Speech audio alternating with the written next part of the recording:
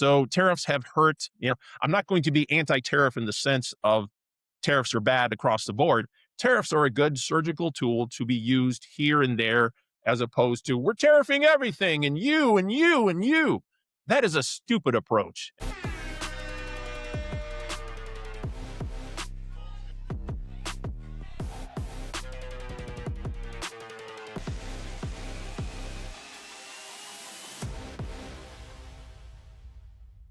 Welcome to Independent Americans. Welcome to episode 594. I'm your host, Paul Rieckhoff, coming to you from New York City, USA, where it is humid. Again, like 99% humidity, which is really uncomfortable. But we're going to end the week by pushing through it, by swimming through the humidity and the chaos. And we got a big show coming up. But first, today's artist is Kaleo. Kaleo is the band that I've introduced my boys to today. If you don't know them, they are an Icelandic blues band formed in 2012. I love them. They have songs like Way Down We Go, I Can't Go On Without You, Broken Bones. Way Down We Go is just a classic. I love the riff. I love the song. And I'm actually hoping to see them tonight in New York City if the thunderstorms hold off. But they get me fired up, and I think today's show will do the same for you. As we bring the Five Eyes, we bring it every single show. We've been bringing all week. We've been bringing all month. We've been bringing all summer. Independence, integrity, information, inspiration, and impact. Especially this week, we're keeping it ahead of the curve. We're showing you what's next, and we're helping you stay vigilant. All right, and coming up in just a second, South Dakota independent veteran Brian Bengs is here exclusively to give us the update on what's happening in the Senate race that is now fully on, wide open. The Democrat has dropped out. That means we've got another head-to-head between an independent veteran and an unpopular Republican rubber stamp incumbent. It's really, really important. You're going to get that coming up in a second. But first, let's get to our top topic.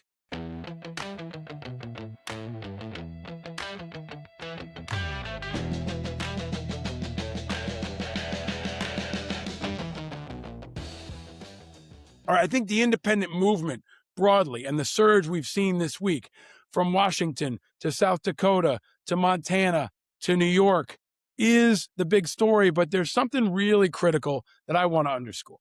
There's breaking news that this week, Mayor Mamdani's Board of Elections in New York City has just rejected the petitions of 42,000 New Yorkers who were advocating for open primaries in New York City. I was behind this effort. Independent Veterans of America was behind this effort. Unite New York was behind this effort. Open primaries and many others. Thousands and thousands of people signed petitions around July 4th in the hot sun advocating for open primaries. And of course, Mamdani's Board of Election has shot it down. Of course they did, because the Board of Elections is an instrument of the political parties that continue to fail most New Yorkers and most Americans. Open primaries here in New York would empower 1 million independent New Yorkers, including thousands of independent veterans like me, including 9/11 first responders like me as we go into the 25th anniversary of 9/11. And it would directly threaten their chokehold on power. Mamdani's Democratic Socialists just ran the table in New York City. Mamdani, Brad Lander, all the others, and they're picking up steam nationwide, as we saw in Michigan this week with the Democratic primary there. They have figured out how to work and win the partisan primary system. And there's no way they're going to allow truly open and fair primaries, especially not now. But there's also no way we're going to stop fighting. Washington State's open primaries this week showed what right looks like. And that's what the future looks like too, even in New York City. And despite the opposition from the Democrats, from the Republicans, from Mamdani, and from anyone else. And we won't stop until we achieve open primaries and until all New Yorkers and all Americans are no longer disenfranchised by a corrupt and unfair system. Independent Americans deserve an equal vote. And we deserve a public response from Mayor Mamdani and from Governor Kathy Hochul and all New York electeds on this news. Because open primaries are popular and open primaries are coming nationwide. And they need to answer to it. And they and every other elected need to lead, follow, or get out of the way. Stay vigilant. All right. This is front and center. It has to be because it's so important. It's about millions of Americans getting a fair vote. And our independent movement continues to surge. But meanwhile, there's something potentially nefarious, potentially sinister, and definitely something you should watch that's happening below the radar.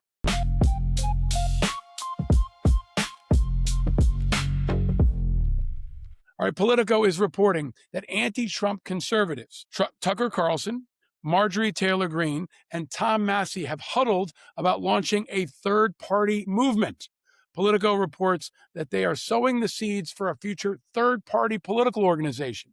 They had a weekend get-together at Tucker Carlson's compound in, of all places, Maine.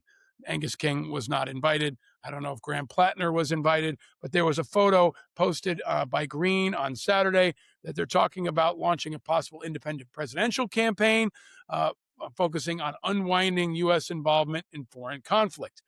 Greene wrote, "We said no more foreign wars, and we meant it, and supported Donald Trump because he made that promise. But he has betrayed us all," she wrote in a post. "The movement has begun." Joe Kent was also there, the former national security official who resigned. No word on if Tulsi Gabbard might be involved, but they've been outspoken about all backing Trump before the 2024 elections, but all of them have broken with Trump over the course of his second term. And Massie has obviously been a loud critic of Trump. I told you to watch what he's going to do. But here's the important part.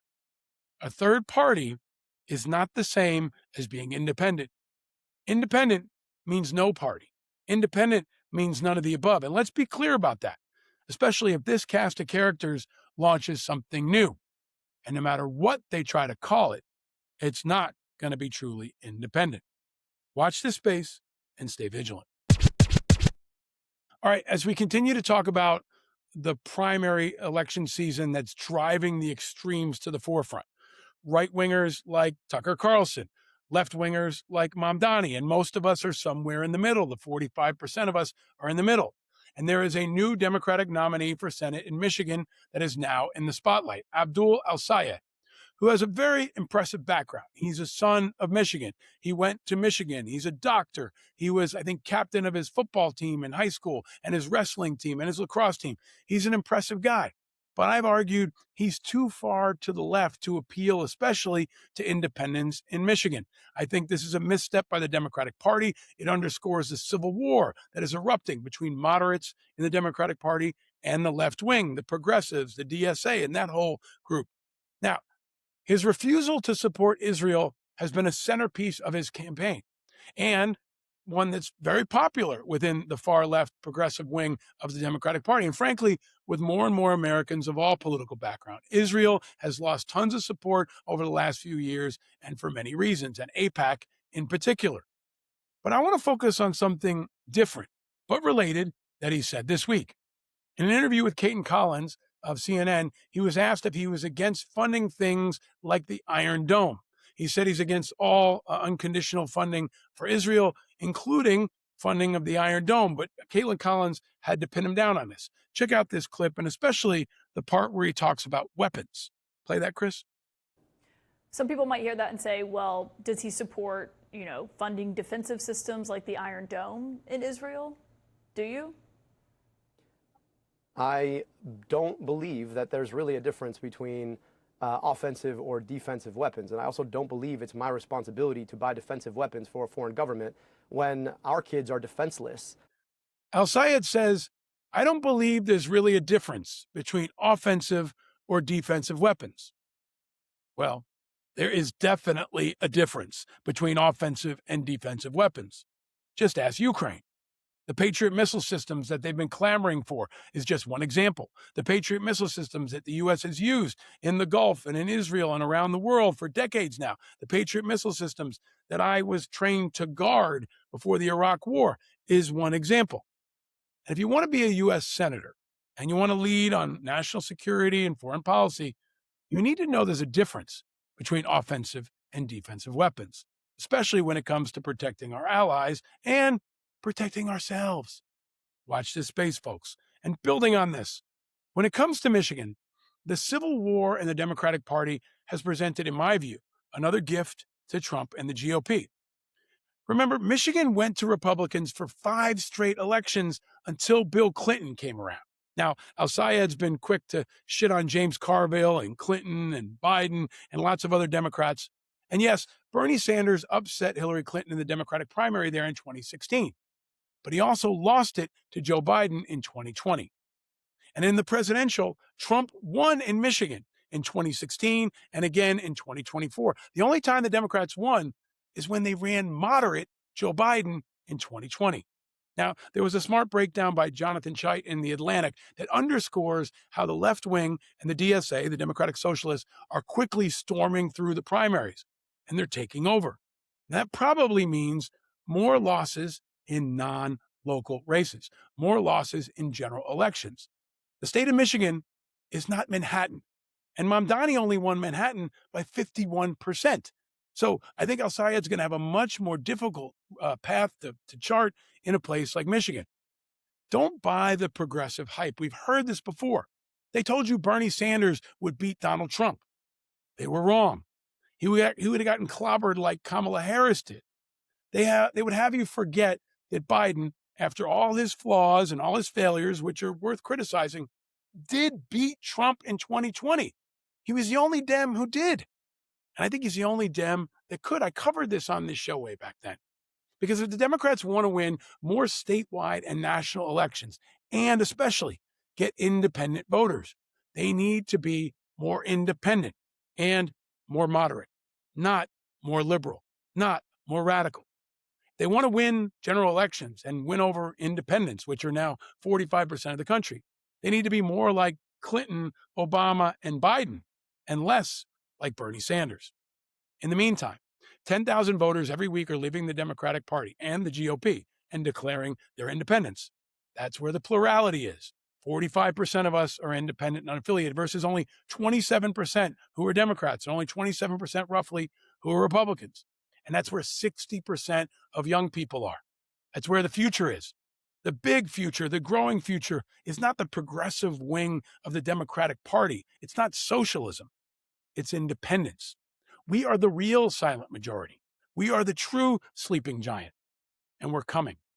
And there's no better example than the great state of South Dakota. I've been telling you about it for years. We've been focused on it when nobody else has. And now it's in play. And the independent veteran candidate for Senate now has a cleared path for a head-to-head matchup against incumbent, rubber-stamp Republican Mike Rounds. Too many people are focused on Maine and Texas. They're not focused on Nebraska and Idaho and South Dakota and Montana. And in South Dakota in particular, it's on. And the independent candidate from South Dakota joins us exclusively right now to help us stay vigilant. This episode of Independent Americans is sponsored by Kalshi. We make predictions every single day. We talk about it on this show: politics, pop culture, the economy, the biggest stories making headlines all across America and around the world. Kalshi, America's #1 prediction market platform, lets you trade those predictions in a live market. If you haven't checked it out, now is the time, especially around politics and the elections. Will Trump buy at least part of Greenland? If you think he'll do that before 2027 and you wager $100, it'll pay out $2,019.24. If you think it's going to be before January 20th, 2029, it's 17%. You can also pick whether or not you think the Republicans or the Democrats are going to win Congress. You can pick who you think the Democratic nominee will be, who the Republican nominee. It would be great to see if there's an independent nominee. There's a lot that you can wager on, but on Kalshi, you're trading against peers in a live market, meaning there's no house. And as the probability changes, you can buy in and out of your position. It's fun. And if you listen to this show, you can stay ahead of the curve. So download the Kalshi app and use the code INDEPENDENT and get up to $500 in bonus credits when you trade 25, which is pretty good.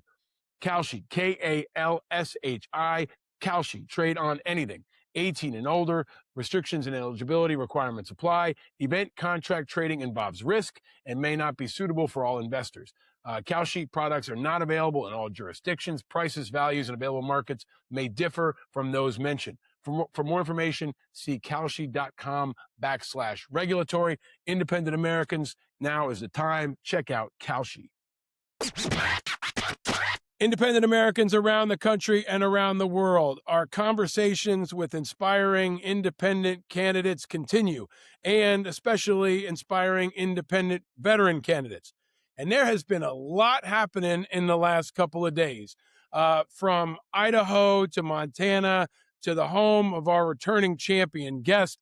We have a lot to talk about the changing landscape for independence in South Dakota and nationally. A man who you heard about many years ago on this show, a guy who's been grinding away ever since, who's been carrying the flag for our independent movement and is now in a unique position to help take it to another level. I am very proud and happy and excited to welcome back to Independent Americans the great and powerful Brian Bengs, independent veteran running for Senate for the great state of South Dakota. Welcome back, my friend. Thanks, Paul. Thanks for having me back. Appreciate it. And thanks for the hype. Really gets you in the mood. You know, there's a lot that's worth hyping right now. There's a lot of exciting stuff happening. There absolutely is. And I want to get to all of it, but let me start with something that I think is important in helping people understand how dedicated you are. I always ask everyone, where are you and how are you? I see you're not in a trailer anymore. You've been running a campaign literally from a trailer for many years, but where are you and how are you? I'm actually at a supporter's house in Sioux Falls, South Dakota, about 6 hours from where I live. But I am not in the camper any longer. As of Sunday, we have a bed, and the house is full of boxes, but I have a bed that fits me, and I can sleep there, and I can take a shower in a place that's big enough for me to turn around in and stand up straight. So I'm living the dream. Well, and you, thank you for correcting me. It's not a trailer; it was a camper. I mean, you were camper. literally living on the land. I don't know if there was Yeah. a candidate in America that was closer to the land they wanted to represent than you are in the last couple of years in South Dakota, right? Yeah, certainly we had a lot of dirt coming into the camper. So yes, I was very, very close. Well, and how are you, man? How are you feeling now that we're going to talk about how the landscape has changed? But I hope you're seeing a lot of wind in your sails. How you doing right now? Yeah, it's great deal of stress off, great deal of relief in the sense that we now have the head-to-head that we've always been seeking, and I think we can deliver on that. So now the sprint starts and the real work starts, and I'm going to be traveling a lot more than I was before, which was still significant. So let's talk about what's happened. Folks have heard about it on this show, but if you're just joining us, South Dakota is one of those places where the Democrat is the spoiler. And there has been for many months now, the incumbent Mike Rounds, Republican rubber stamp Mike Rounds, and what I would call no chance in hell Democratic candidate, Julian Bedouin, who had, very minimal fundraising, almost no traction. And then you as the independent in a state that is uniquely independent. You were the only veteran in the race. You understand the issues in national security.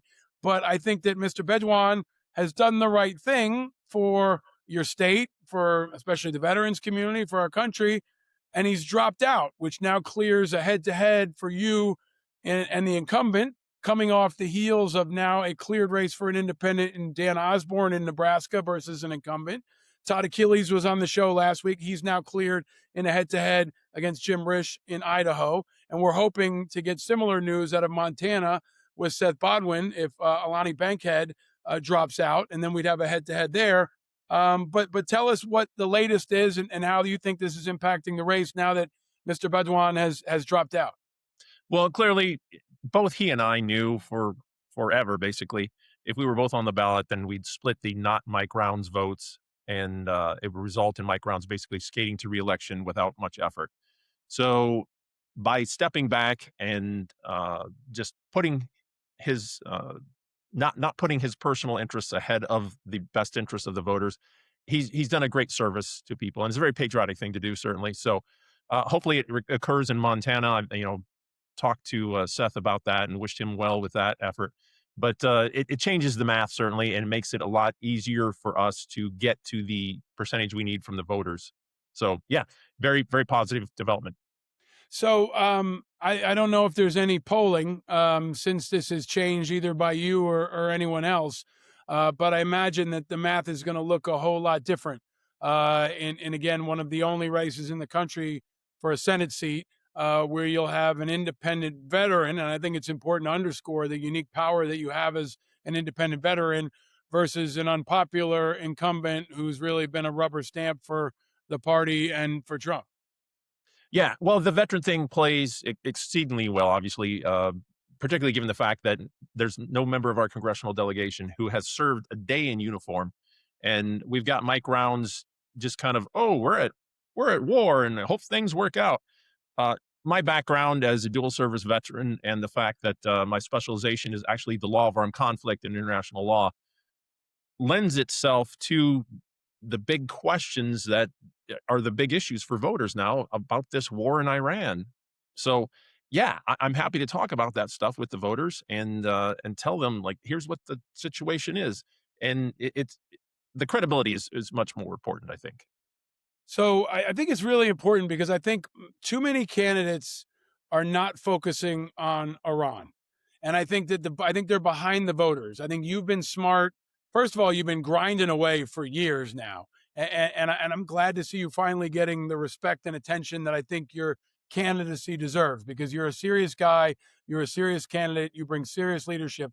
But Iran is front and center because I've called it a sucking chest wound. It's not just about the foreign intervention. It's not just about regime change wars. It's not just about us running out of munitions now and spending billions of dollars. It's also about the impact it's having on our economy, where gas prices are up, diesel prices are up, fertilizer is up. And that's hitting people especially hard in South Dakota. So I imagine that going hard on rounds on the Iran war is going to be popular, not just with independents and Democrats, but with Republicans, a lot of MAGA voters who have had enough of this crap. Yeah, absolutely. You know, the farmers, the ranchers, the input costs for fuel, for fertilizer, that sort of thing, that you can trace that directly to the Iran war. And I still encounter people diehards of like, oh, Iran and nuclear weapons. I wrote a paper about Iran and nuclear weapons 20 years ago, so I'm happy to talk about that with the voters and explain, okay, this is why you're not seeing this. But the fact that the war is a particularly important aspect of the ongoing affordability crisis is something that it's all kind of a big ball of things tied together that Mike Rounds is just ignoring, and Congress is basically just ignoring at the same time, that we need to unravel and address. So Mike Rounds has been a rubber stamp on the Iran war, which is unauthorized in my view.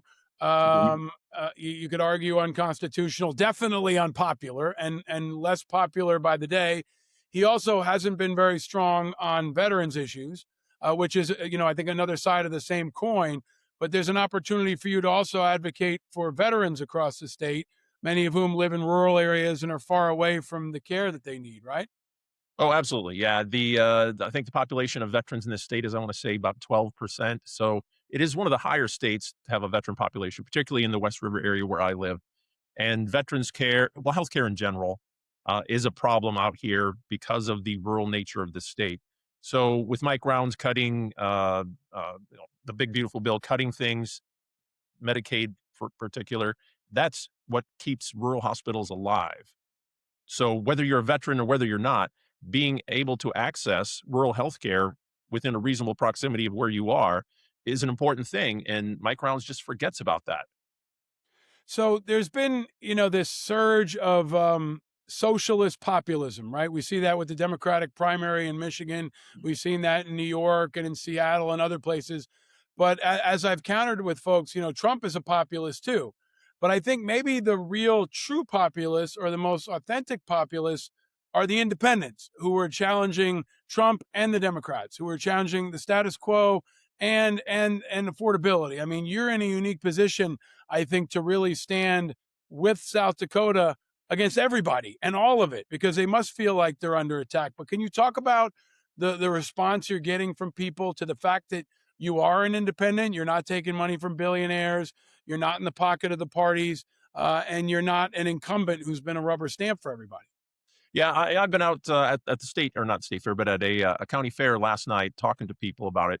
And again, the message that really resonates is that big money controls our system. And to a person, everybody says, yep, that's a problem. We need to address it. So when I go out and talk to them, my background's in history. So I try to remind them of, we've had this fight before and we won it over a century ago with the efforts of Teddy Roosevelt, and say, like, well, I'm a Teddy Roosevelt Republican because I support busting up corporate trusts, and I support reform and responding to the people. And I'm an Eisenhower Republican in the sense that I support, we need to get the corruption out of government. So there's a resonance out there for the type of, we just want the government to work, particularly in South Dakota, which led the way, as I said, over a century ago, in an effort to get big money out of politics. And just reminding people of who they are, where they came from, and what has been done in the past and can be done again when something that everybody wants to be done isn't getting done.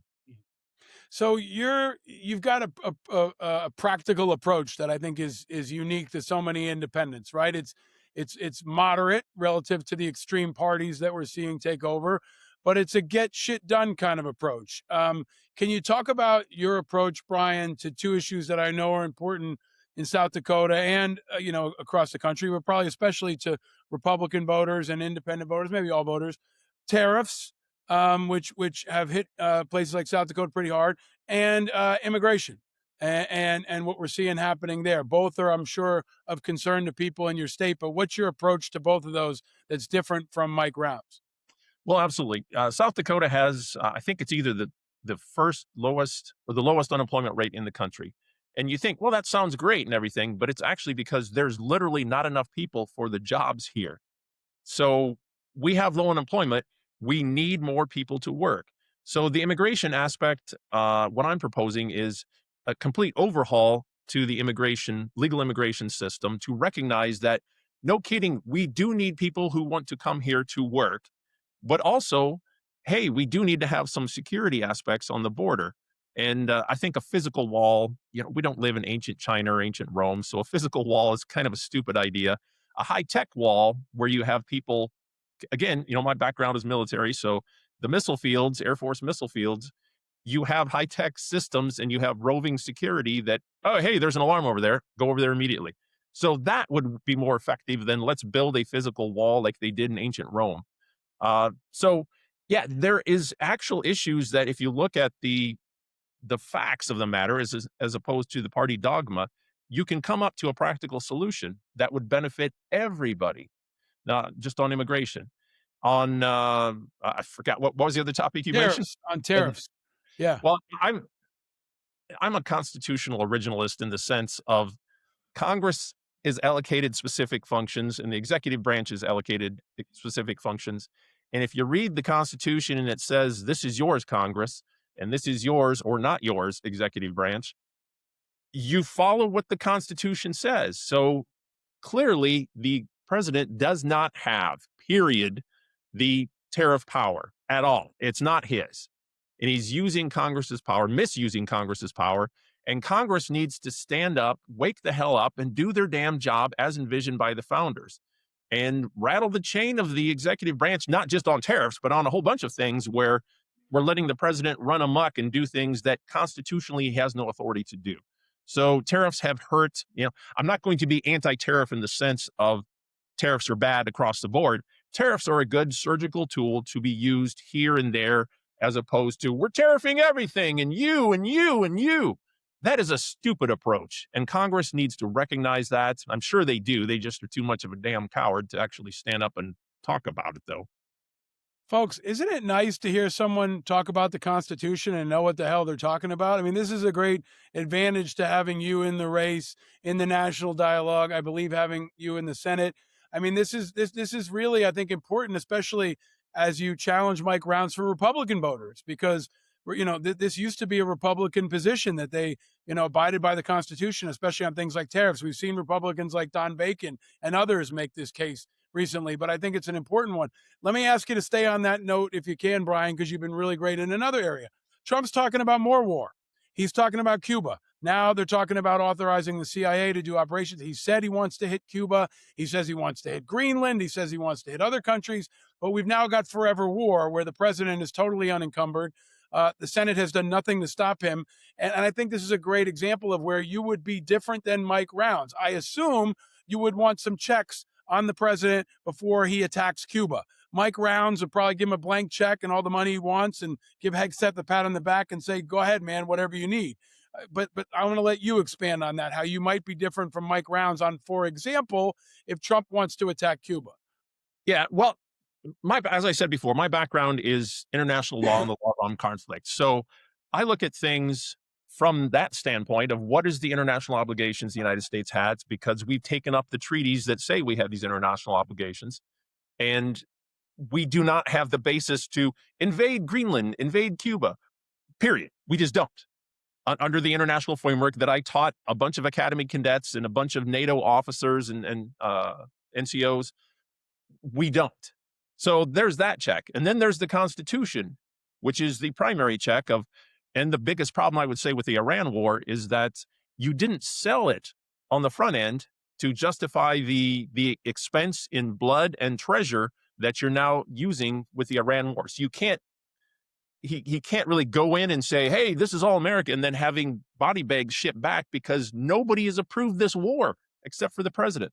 And we would have the same situation in Greenland and Cuba. So there is a multitude of legal things that if Congress wasn't full of a bunch of, I'm going to be you're getting me kind of worked up. Congress wasn't full of a bunch of damn pussies, then they would be up there raising their hand and saying, what are you doing, President? You cannot do this. You do not have that power. We're going to follow the Constitution because that is the primary law of the land. And that's what people of our states have elected us to follow and do. Sorry. This is what I like about you, man. When you get fired up, you don't hold back. And that's what people want to see. They want to see an authentic person who's going to fight for them. And I keep telling folks that, independent veterans are the fighters this country's looking for. And Brian Bengs is one of the best. And let me ask you to build on that, Brian. People don't want to see billions of dollars sent to Iran or Israel or other places when infrastructure back home continues to suffer. They want investments in education and healthcare. Talk about South Dakota is a place that depends on bridges and roads, right? You need infrastructure. You're putting more miles on your truck than probably anybody running for any office. But talk about the need that you're hearing from people in South Dakota and how you'll be a fighter on making sure that money is invested in South Dakota and not in missiles. Yeah, well, I'm an Eisenhower Republican in that sense. When we spend money on the bombers, on the missiles, and the wars wherever, and give it to other people for the same reasons, then it's money that we don't spend on the schools, on the hospitals, on the roads and the bridges, as you highlighted. So at this point, we are flailing around on the international stage going, what do we want to do?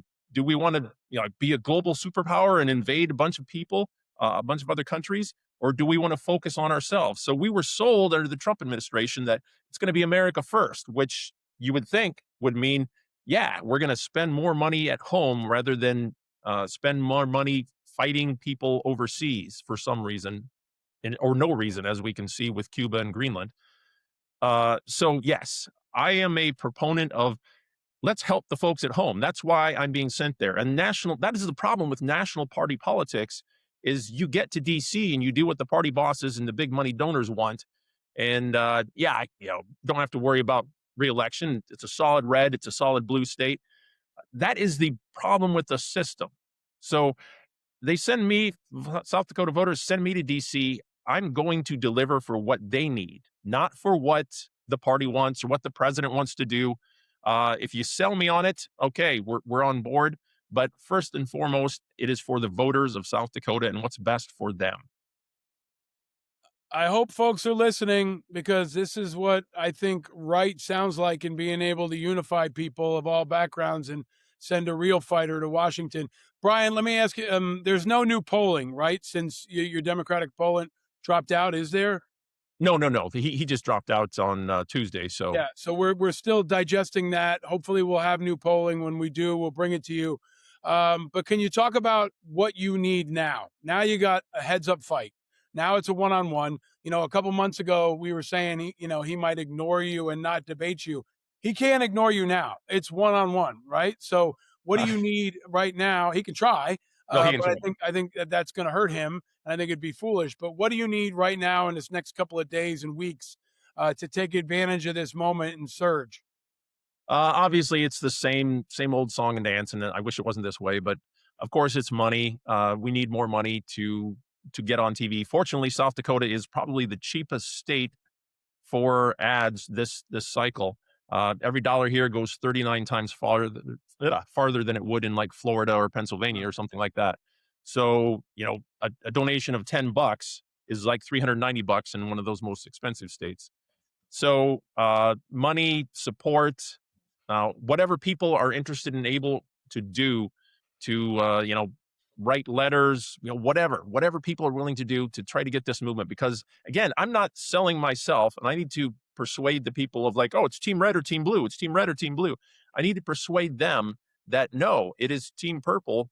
The independent veterans, I talk about this all the time with people that I'm part of this group, and I'm not going to caucus with team red or team blue. I'm going to caucus with the independents, and we're going to try to be the fulcrum in the Senate that denies the majority to either party, because we need changes in the system. We can't just have the status quo keeping us limping along like it has been for so long.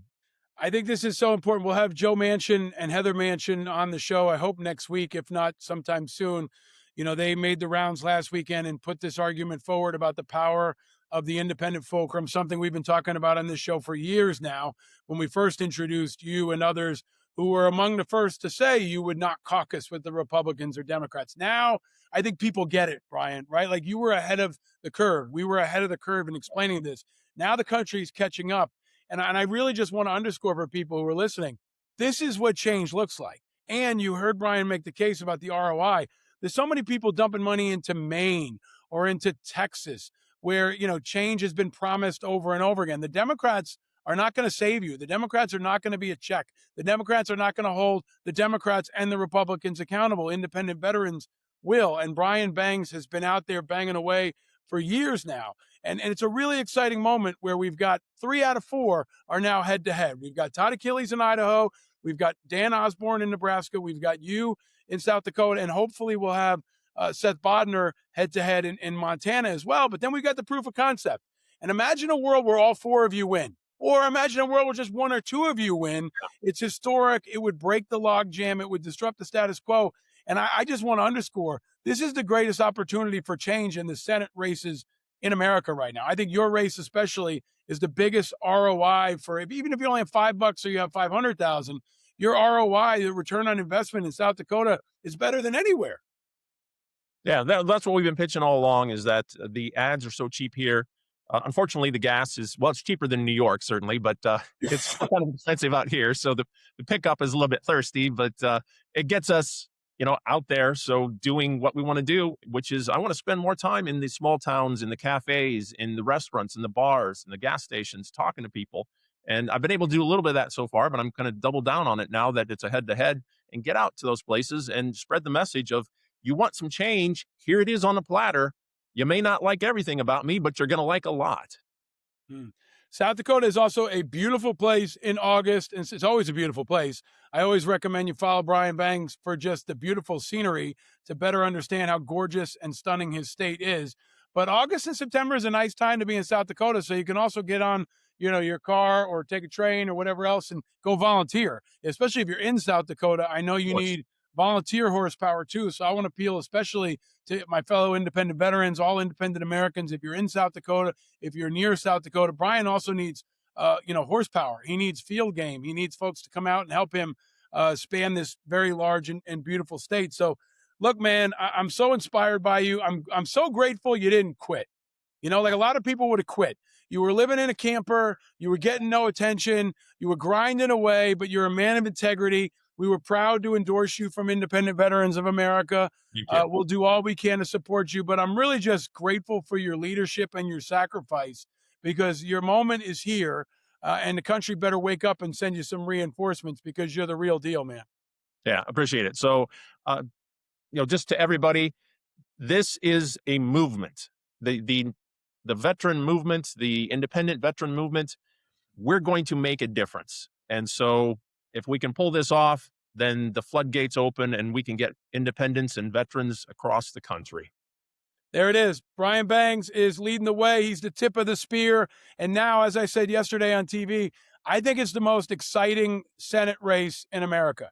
This is a race that in like 4 weeks, the national media are going to start, oh, what's going on in South Dakota? If you listen to this show, if you watch this show, you heard about this years ago. You heard about Brian years ago, and now you're in the movement. You're on the team. We're all pulling for you, man. I'm going to let you get back on the road and cover a lot of mileage. I don't know if anybody covers more mileage than you, but we're rooting for you. We're grateful for you. Keep it up, man, and stay vigilant. All right. Thank you so much, Paul. All right, there he is, the great Brian Bengs, linked in the bio and linked in my show notes. More, of course, at independentamericans.us. Share this with everybody far and wide, folks. Let them know about what's happening in South Dakota.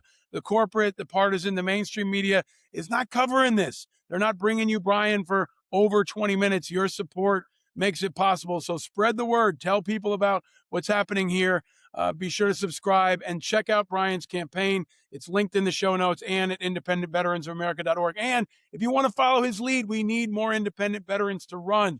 So go to independentveteransofamerica.org. You can help carry the torch and follow Brian's lead. Thanks for joining us again, Brian, and thank you to everybody for watching. Stay vigilant, folks.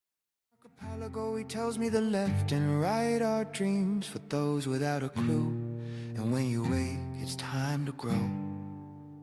And it's not cool to believe in school, but if I can say one thing, I've seen the children of the revolution and the good trouble they can bring. He says the red and blue are dead and independent is an attitude. An island in the sea of rhetoric and archipelago, he tells me the left and right are dreams for those without a clue. And when you wait, it's time to grow. Powered by Righteous Media.